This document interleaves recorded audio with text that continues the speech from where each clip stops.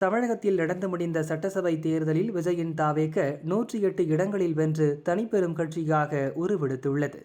233 தொகுதிகளில் தனித்தே களம் கண்ட கட்சி தனித்து ஆட்சியமைக்க முடியாத நிலையில் உள்ளது.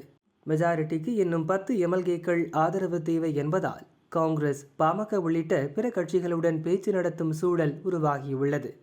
சென்னை, மதுரை உள்ளிட்ட பெருநகரங்களில் தாவேக வேட்பாளர்கள் கில்லியாக சொல்லி அடித்து வெற்றியை பதிவு செய்தனர். குறிப்பிட்ட சில மாவட்டங்களில் கூடுதல் கவனம் செலுத்தியிருந்தால் தாவேகாவுக்கு இன்னும் 10 முதல் 20 இடங்களில் வெற்றி கிடைத்திருக்கக்கூடும்.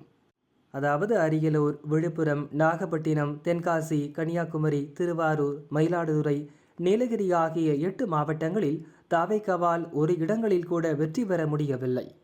இந்த 8 மாவட்டங்களில் உள்ள 33 தொகுதிகளிலும் திமுக, அதிமுக மற்றும் அதன் கூட்டணி கட்சிகளே வெற்றி பெற்றுள்ளன.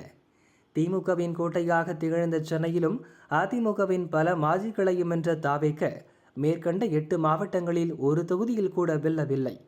ஒருவேளை இந்த மாவட்டங்களில் சற்று கவனம் செலுத்தி களப்பணியை அதிகரித்திருந்தால் 1/3 பங்கு வெற்றி என கொண்டால் கூட 11 இடங்களில் தாவேக வென்றிருக்கலாம்.